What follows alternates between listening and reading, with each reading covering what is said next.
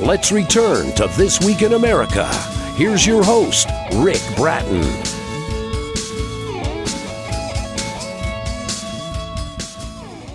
Welcome back, everybody. Coast to Coast, This Week in America. From author Michael Yarbrough, the critically acclaimed erotic satire on politics of all kinds, The Tales of Ransan, or in American, and Nagoya. The Japanese statesman attempts to rule by consensus in accord with the Confucian ideal of harmony. When the consensus breaks down, he must meet with the factions to develop a new one. Ran is a male courtesan. For host clubs in Japan, when his wife of convenience breaks with the consensus, he must meet with her and the other faction, so to speak, to reestablish harmony. Michael lived in Japan for 6 years as an English teacher. He had his adventures, his sense of fun as well. Michael Yarbrough, author of The Tales of Ransan, joining us right here on This Week in America from his outdoor location. Michael, first of all, welcome to the program. Tell us where we see a lot of water behind you. Where are you? I guess I can tell you because people come down all the time. My financial advisor helps to organize the Baja Rally, a race down here. It's in Baja, California, at a fishing village called Arindara. And I'm right on the beach there. What a place to live. It really looks good. The video version of this, by the way, is up on our YouTube channel. You go to our website, link on to videos, or just go to YouTube for This Week in America. It really looks good. Ron's outside and enjoying some of the nice weather down there. The book is doing so well, receiving excellent reviews. I mentioned you lived in Japan for a while. What was the inspiration for writing this book, this particular story? Where'd this come from? My contract at the second job was coming near to an end, and I always got nervous about whether I could get another job. I did. I got a much better job. That's the dog. The dog's in the background. You got an ideal location and dogs there to protect you. Messing things up. No. Anyway, not a problem. Anyway, I looked at the Lonely Planet guide and saw something about host clubs. And I was wondering what my life would be like if I did that. And my girlfriend at the time found an actual host club for me to go to, but I had so little money because I was getting the first time I was going there. No, it was after the first job I was thinking, not the second job, the first job. That's it. And I had so little money, I couldn't afford the 10,000 yen just to buy a drink. Wow. And also, I would have to get back to the suburb on the train. And so anyway, that one thing led to another. And what I didn't know at the time was that girlfriend, without my knowledge, I was already involved in something that was as strange as anything in that book. And it would be about a year and a half before I figured it out. Wow. I can't talk about it. Okay, well, yeah, and I can understand that. And strange things happen in the book, The Tales of Ransan by Michael Yarbrough, our guest on the program. Book available at Amazon, the usual places. So when I say that you had some adventures, you've had some adventures, you sort of chronicle some of those adventures, and you had a sense of fun along the way there as well. Describe the setting in the book, The Tales of Ransan, for people who are not familiar with Japan and the areas you're talking about. What's the setting for the book? Well, it's in Nagoya. And see, there's a tradition in Japanese literature, the tales of, and like the tales of Genji or tales of something else. And then we have an American tradition, the American in Paris. Oh, yes. So I put it together. And the settings otherwise are in his host club, and at his house, but also in San Francisco. The wife of convenience, Aoi, that's in a story called Aoi in Wonderland. She's bisexual without knowing it, and yes, there is an autobiographical thing. I'm not bisexual, but I believe that girlfriend was. No problem. I had no problems with it. But the plot thickens here. This is that's listed. Yeah, but that's not what I'm talking about. That's strange about it. That you're not going to hear. The bisexuality, I don't care. But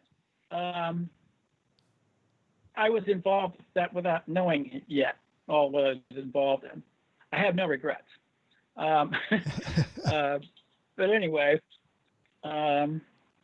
reason I have no regrets is because it shattered my certainties.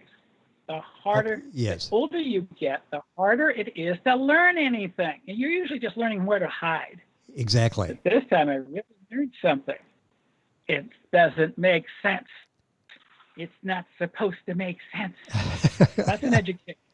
Well, it is. Not everything fits together neatly, does it? No. We It sometimes just shattered my certainties. Well, yes. I'm grateful for it. Well, and we all can sort of vicariously live all of these adventures that either happened or happened in the mind of our guest on the program, Michael Yarbrough. If you're Googling that, that's Yarbrough. The book is The Tales of Ron Son, or An American in Nagoya, Nagoya. Do it again, Nagoya. Let's talk about themes in the book. Is there a theme that sort of ties all of this together? Yeah, I would call it order against chaos, or civilization against barbarism. The reestablishment of a humane order. Interesting, and it all sort of unfolds as you're reading the book.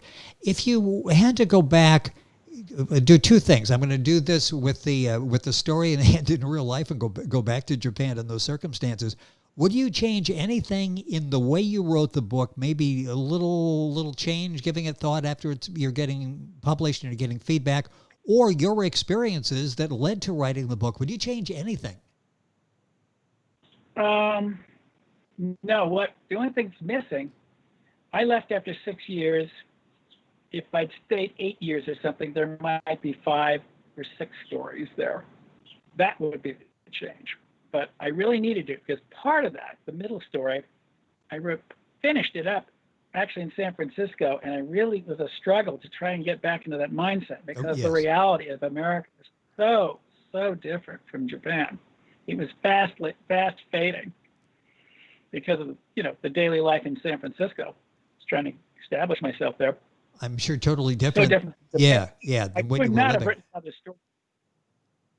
I could not have written another story. That mindset that I was in, the way I was worked in that society, was fading. I was already back in America. It's sort of interesting because sometimes we want to go back in time, and you try to relive that, and it's just not the same, is it? When you go back and try to do that, either you physically go back and try to do it, or mentally you go back there and think, what this experience I can relive, and it's just difficult to do again, isn't it? I mean, and that was your story.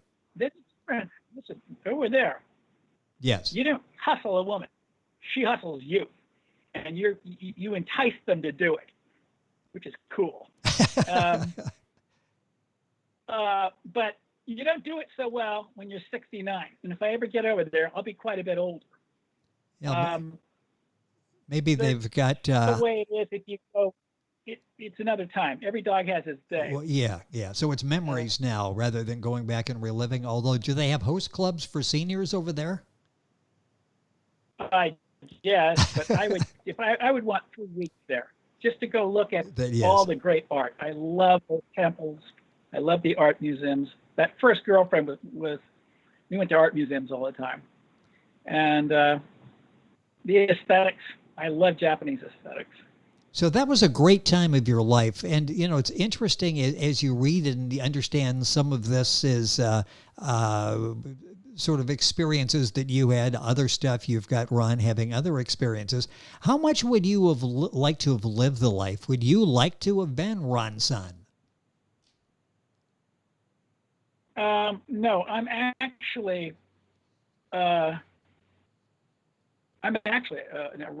almost a romantic extremist. I mean, by that, I always wanted, I said to somebody around here, I said, my idea was, give me the love of my life or give me decadence. And I said, 1 out of 2 isn't great, but it could be pretty good. Yes. I don't mean I didn't care for these women, but I'm not just looking for sex. That was never true. one of the best friends of my life was someone 5 years older than me. Had designs on her when I was almost 18. She was 5 years older. I didn't have any social skills coming out of a very bad adolescence, except when I did. I got her into my life. There's nothing. She's a good-looking woman. I definitely had my eye on her, and I did get her into my life. We were so different. We could be platonic friends. I can say, I was on the lawn with her, 18. I thought, if I know her for 1,000 years, I'll never fall in love with her. But if I don't jump her for sex, I can have a great friend. And I did. It's one of the two best friendships I've ever known. So interesting. Those are my priorities. Michael Yarbrough, our guest on the program. That's Yarbrough, author of the book, The Tales of Ron-san, or An American in Nagoya. The book is available at Amazon, wherever books are sold. Do you miss those days back there, the women, all of the experiences? Japan, you're talking about the beauty with the museums and the art over there. Do you miss those times? Yes, but of course, as far as the books, I read them anywhere. I read The Tale of Genji this past year. That's my favorite novel.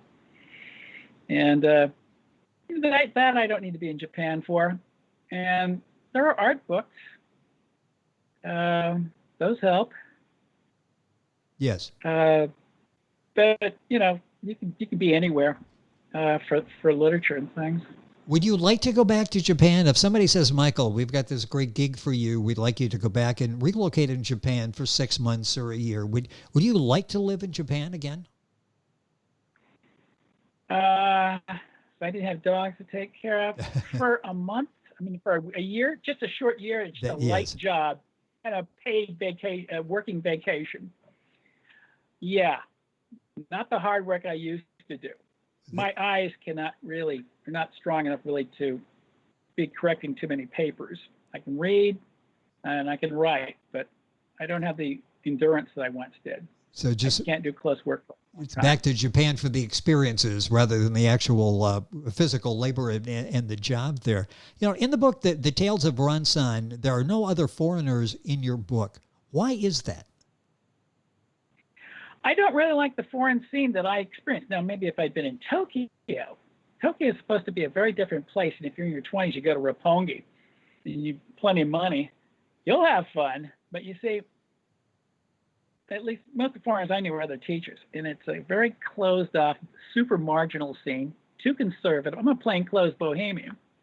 That's not what most of them are. But even so, they're so marginal. It's like a bunch of beetles crawling up a jar, talking to each other about what's inside the jar. That's not the way to live in a society. I wanted to get in the guts of the place. Yep, yes. And not only that, the life is otherwise so sedate. What do you do for catharsis? I know what to do for catharsis. You've got, but it isn't those other teachers. Well, yeah. You've got such a unique perspective. What are your thoughts on family life? Do you have any children? Do you want children? I get the impression you're sort of like enjoying your life and some freedom in your life. What's your life like, and would you like a family? I love children. In Singapore, I taught them for 6 years. It's the only time teaching children has been at the center of my life. And I did not have a lurid love life. I went out with women, but it was quite different. I actually found myself, my mother has won. My mother was not amorous. And part of my thing is fighting that in myself. And I did. But not over there, because I was in my 50s, late 50s. But if a married woman wanted me, I would not have had an affair with a married woman when I was around small children like that. They were the center of my life. That sounds corny, but I told myself, Mom is one. Yes. Mom is one. And I didn't want it that way, but Mom is one. So I've got these romantic extremes, but I was always a super individualist. Messed up my adolescence like that, but I went to church alone. I was the only one in my family who was baptized. I went to church at 12. And that's inner-directed individualism. Most people who go to church are outer-directed. They're conformist. And I set my own direction. But yeah, I actually have a poem to one of my kids. When I was in Japan, I couldn't write poetry, but later I could. And this is a poem that a poetry professor friend of mine, he's retired now, but he likes it. It's called a triolet. It's only about, let's see. Yeah, it's 8 lines. May I read it? Oh, please. Yeah, I was just going to say that. Share that with us. Okay, let me first say, without giving details, I was made to understand that this 5-year-old girl had serious problems with her mother, but her father adored her. So here it is. It's called Oh Daddy. This form is called a triolet. Okay. Oh Daddy, lay a twig on our nest. The mummy's not here. Let's not flee. With you, I'll not be just a guest. Oh Daddy, lay a twig or nest. A cradle soothing with love and rest, and dreams of who later will love me. Oh Daddy, lay a twig or nest. Mummy's not here, let's not flee. So well done, and I believe that's the poem that the retired professor was really impressed with your poetry. You do such a nice job with prose and poetry. What are you working on now? Because you're very talented in both those areas. Oh, well, I did the finishing touches on a screenplay that was an enlargement of a 22-page laissez drama. You know, it's a drama meant to be read. It had to have been that way because it's footnotes. It was originally an exercise in preparation for a novel I wanted to write. That became the poem, but they're footnotes that are distracting. You can write for 22 pages, but to turn it into a screenplay, I had to greatly expand it. So I've got other characters in it. And at first I was just bored when I was just lifting off of the poem. I was bored, but then when I started inventing, and I had earlier ideas about where that novel would have gone. And I found I put life into it, and I was inventing characters and things were happening, and I got pretty excited about the new inventions. It's a screenplay that if they ever really start making large-scale movies again, well, I could submit it, but I don't know how popular it would be. I'm not a Muslim or even a potential Muslim. I'm an agnostic. And I'm fascinated by the Eastern Mediterranean in the late 7th century. So I've got a renegade Christian who becomes a Muslim of convenience. And there's a complicated marriage with a Persian woman she's doing a lot of things out of convenience too. Anyway, okay. It's all historical. And then there's that story is told with that of the emperor, Heraclius, who's kind of like a second Alexander the Great, and also his empress and niece, Martina. He married his niece, and she's a very strong figure in that. And that much is factual. So that started as a poem, but part of it's prose and that. And a little tinkering. I finished that. I'm really shopping around for another project, but I got to orient myself in the present situation, and I'll be glad when this election's over. I think everybody will be glad when the election's over, and I'm so excited that you're working on new things, and hopefully we'll have a chance to experience those and to talk about those. The time has gone by so quickly. The book by Michael is The Tales of Ron Son, and you'll find it at Amazon, Barnes & Noble, all the usual places. If you're looking, Michael Yarbrough is Yarbrough. Gave us a little shot of what it's like to live in, I'm going to call it paradise, because anytime you're close to water like that, it is paradise, and that's where Michael is right now. I'll take 30 seconds here at the end. What do you hope we take away from reading your book, The Tales of Ron Son? Just enjoy the story, or is it going to get us thinking as well? Well, it's deliberately provocative. I mean, there are Yes. people who women might feel threatened that he's putting down young women and all that, but it's deliberately off-putting and threatening because I think once it turns that corner, it intensifies the catharsis and the humor. That's what I go for. So often is I deliberately provoke the reader, and that it's kind of difficult for the reader, but once they get through it, the humor or the catharsis is that much more intense. So you get the opposing extremes, Yes. and that's I respect thinking, feeling, and I hope you have fun. Well, and Laughing. I think it'll check all the boxes as you're reading The Tales of Ron-san or An American in Nagoya by Michael Yarbrough, our guest on the program. Michael, thank you so much for joining us on the program. Take the rest of the day with the dogs and enjoy life by the water, and thank you for sharing some time with us. Okay. So long, Rick. Take care. Have Michael. a good day. You too as well. Michael Bye-bye. Yarbrough, author of The Tales of Ron-san. You'll find it at Amazon, the usual places.